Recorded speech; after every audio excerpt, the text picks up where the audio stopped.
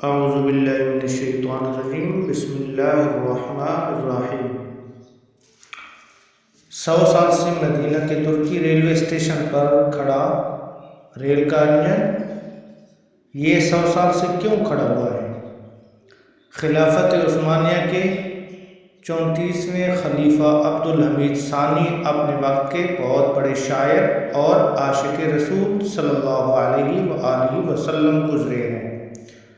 آپ کے دور خلافت میں استنبول سے مدینہ شریف جانے کے لیے ٹرین سروس شروع کی گئی۔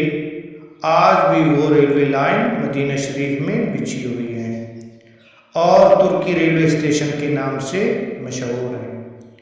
اس زمانے میں ٹرین کا انجن کوئلے کا ہوا کرتا تھا۔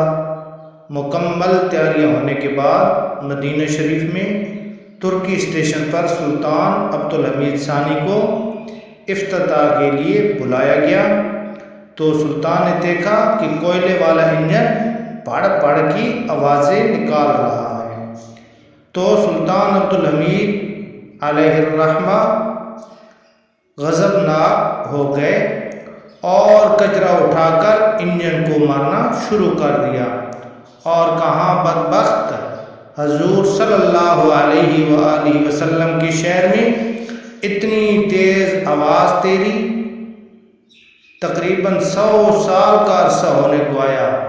اس وقت جو انجن بند ہوا تھا وہ آج بھی ایسے ہی مدینہ شریف میں رکھا ہوا ہے جو ترکی اسٹیشن سے مشہور ہے۔